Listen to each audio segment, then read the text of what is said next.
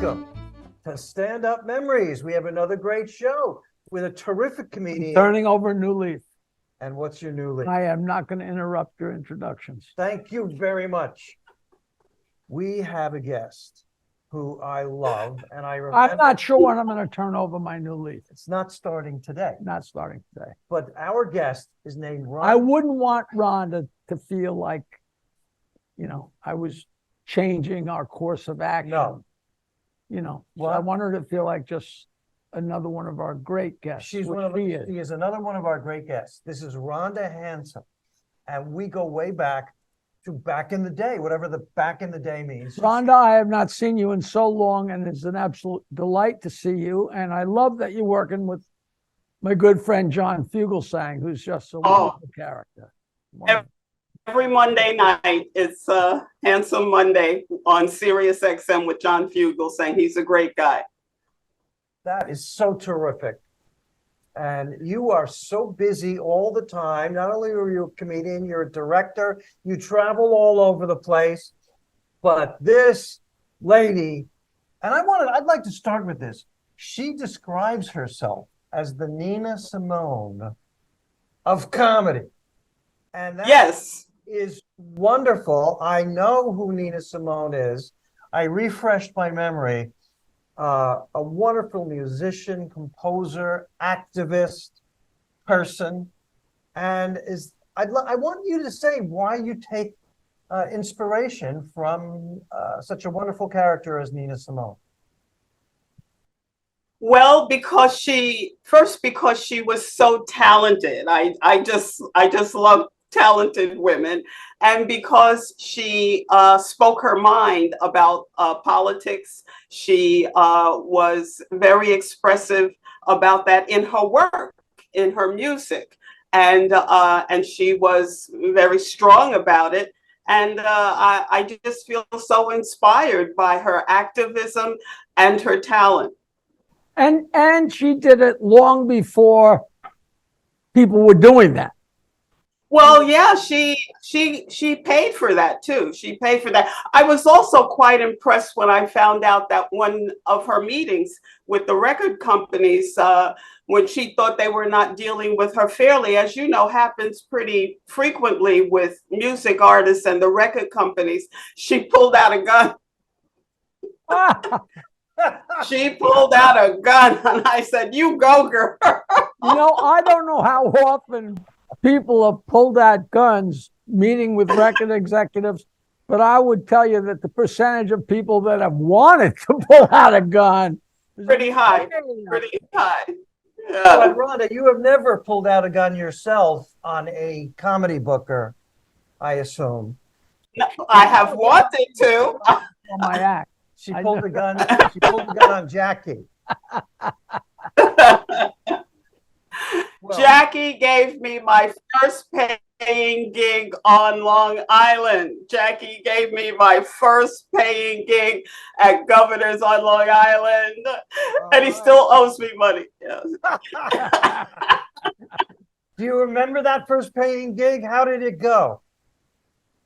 Oh, it was great, because from there on, I worked on the island a lot, so much that people thought I was actually a Long Island comic. It went very well. I went on to do the contests and festivals and work at all the island clubs. It went very well. Very early on, I mean, for a long time, but especially in the beginning, those Governor's audiences were so red hot because everybody was so hungry for comedy, and it was still so new that they came out and they were ready to go, ready to laugh, ready to drink, ready to whoop it up.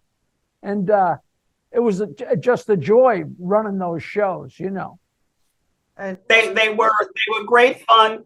They were incredible fun. The lineups were incredible. And you remember some people in those lineups, like Jerry Seinfeld and Carol Leifer and Paul Reiser, right? Oh, yeah. And Rob Bartlett, the Round Mound of Sound. The Round Mound of Sound.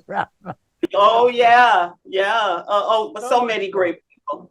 Yeah. Well, yes, because Rhonda started in 1980 when it was new and white hot, and audience were just starting to understand there was this new thing called comedy, and it wasn't Catskills style, it was George Carlin, Robert Klein style.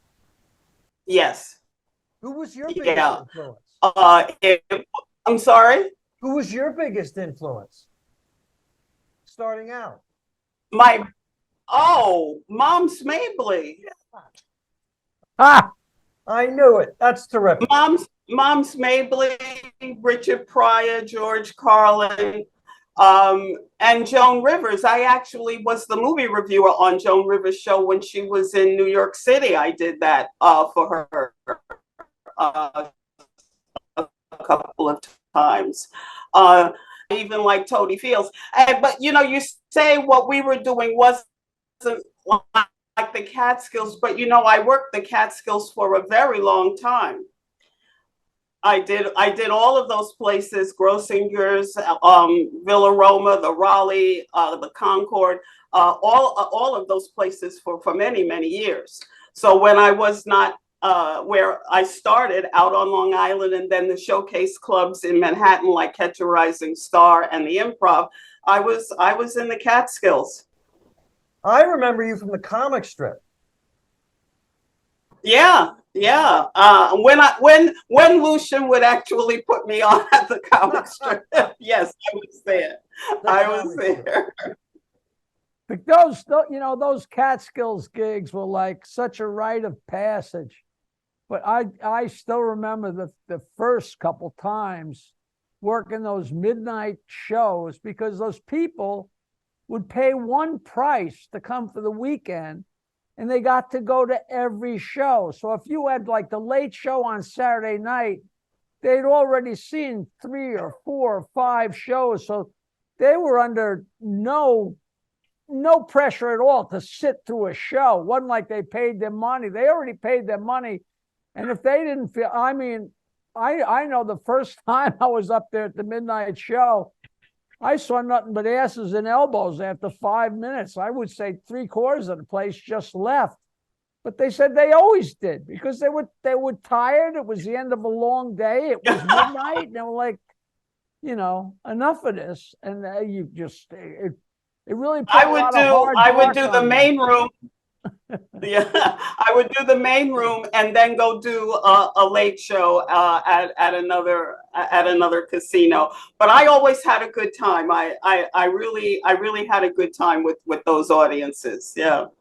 Yeah, but we all have tough shows. Do you remember some of those? Oh my gosh, my toughest show was when I toured with Anita Baker for 2.5 years, opening her show. And this one day we, got in our transportation going to, I think it's Greensboro, North Carolina.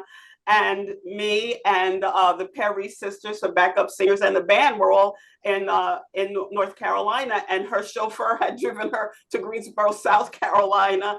And they put me on in an unair-conditioned gym in front of people who had been standing for about 45 minutes. They put me on when they knew she was getting close. And when I came out there, all they did was say, "You're not Anita, you're not Anita, you're not Anita." That was pretty scary. That was pretty scary. We've all had those. I played in a 2-man group. We just played guitars, me and my partner. And we had a job out in the Hamptons at one of the really big clubs. I think it was called the Mad Hatter, for the 5 o'clock 25-cent beers for like an hour and a half. So we just played music and everybody drank beers for 25 cents each. And the main act was one of the huge Long Island bands. It was like the Stanton Anderson band and the ST4. And there was this band called Baby. And they were so popular, and they broke down on the Jersey Turnpike, and they said, "Jackie, you and Chris have to play the night." And I'm telling you, we started at 8 o'clock to a full house, and in 5 minutes after 8, the place was and they're expecting this huge rock and roll band. Also, plinka, plinka, plinka. Oh my God. And it keeps you humble, keeps you It humble. really does. There's nothing like show business to keep you humble, Jackie. I'll tell you that. I agree. I agree. Now, we would have met Can your I say husband that? long ago, I'm You can sure say that. at least once or like twice. in At least once 1980. or twice. Well, I started in the 80s. Yeah, yeah. But a lot of And that you were driving, married at the time? I yeah, yeah. I was doing, driving. I actually learned to drive so I could get out to Long Island. I would, and this was before a GPS. I'd have all these index cards with the clubs and direction systems and driving and reading at the same time. It was wild, absolutely wild. Oh, we all did that. It was death defying. Well, wait a second, because I've done something we've never done before here on Stand Up Memories. I've got a cue card. And it's the title of your one-woman show, Lie, Baby, Lie.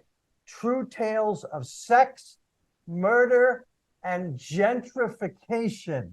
Yes. It's a mouthful. Yes, it is. And you know what I'm going to do? I'm working on writing that up for a small book. I actually think I'm going to do that because it was so much fun and people liked it so much. I'm working on that right now, making that into a short book. A short book. Okay, Tales of Sex. What you talk about sex? Oh yes, those teenage sex, those clutches in the hallway. Oh yeah, all of that gets done. I had Wait, what the hell with the sex? What about the murder? Not murder. no, wait.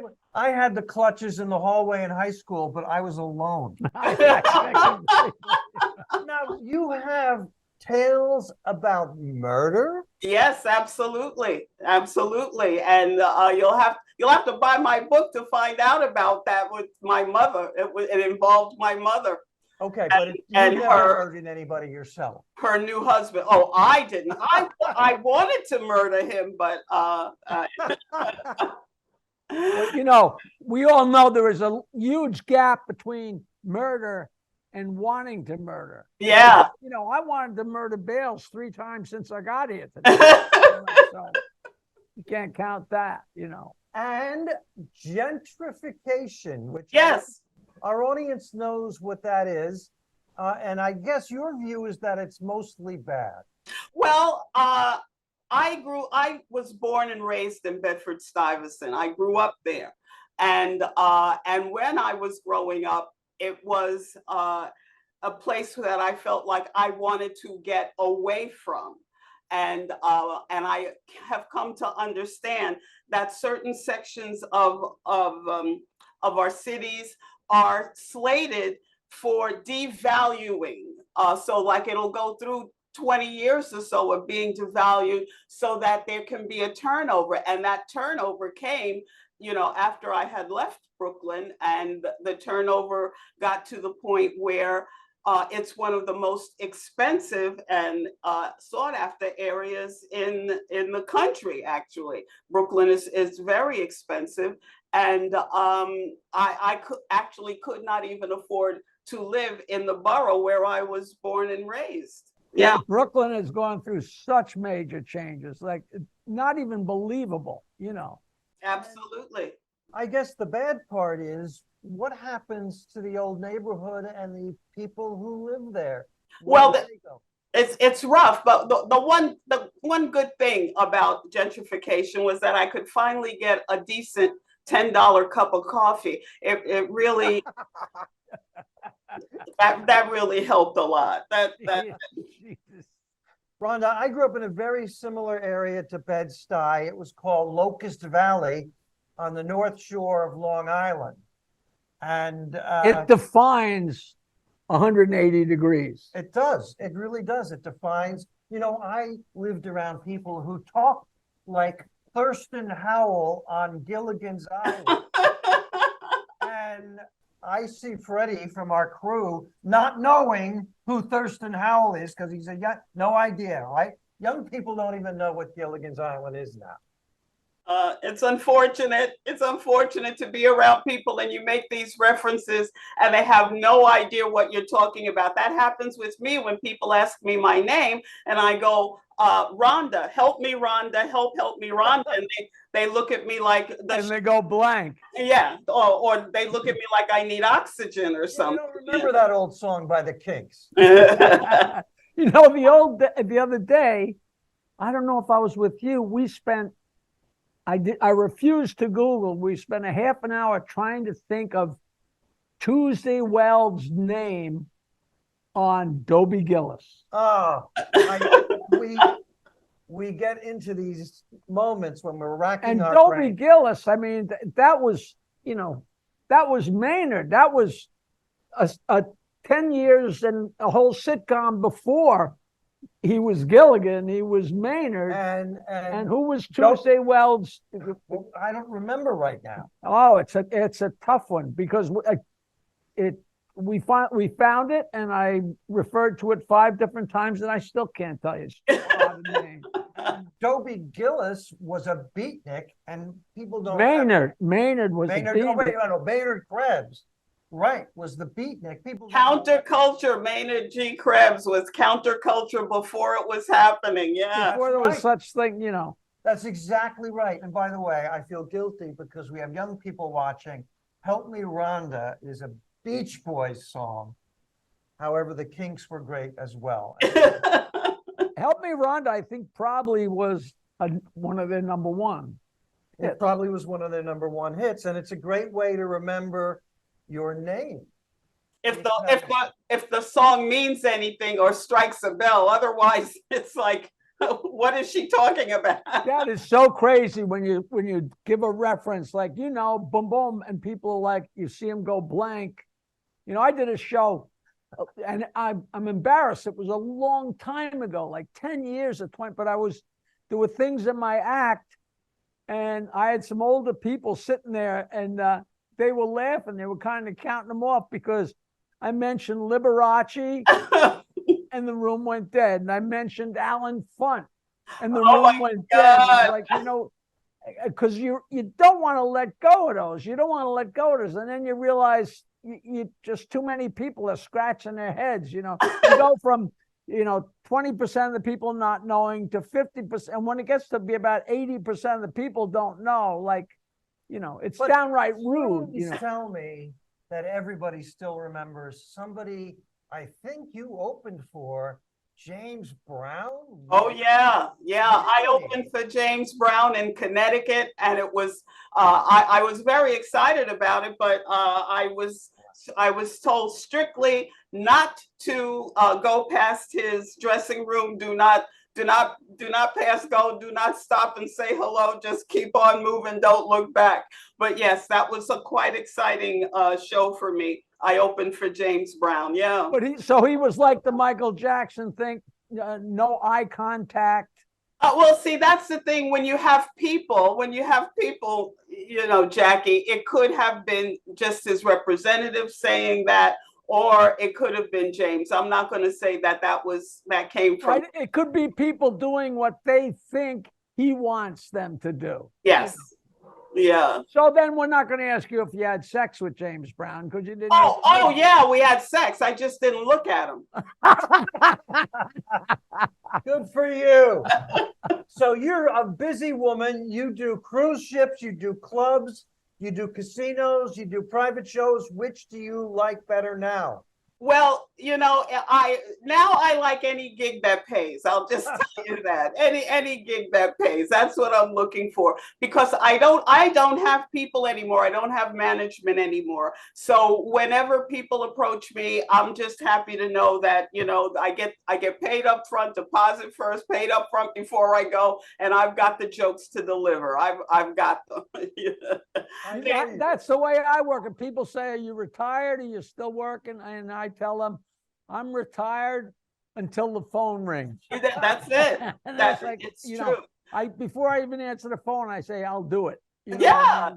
Well, George Burns, what was he, 99? And he still had bookings going in for another 2 years that were scheduled when he passed. Yeah. Do you ever think about stopping, or are you going to be a stand-up forever? Actually, I did pause. I did, after my divorce, I put a pause in things because I was trying to get my life together.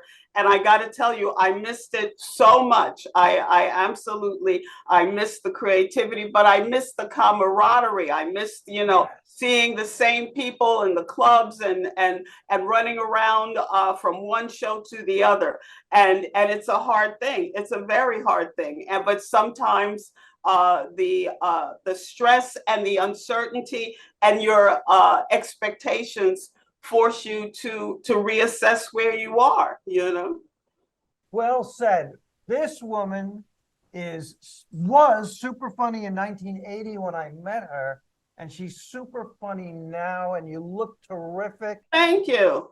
I cannot wait to work with you again. I'm looking forward to it. I was out at the Giggle Room out there, and I was trying to catch up with you, but I don't know if the timing was off or what. But I would love for us to work out there and make people laugh again together, because I love stand up. I really get such a kick out of it, and you get to share things about yourself.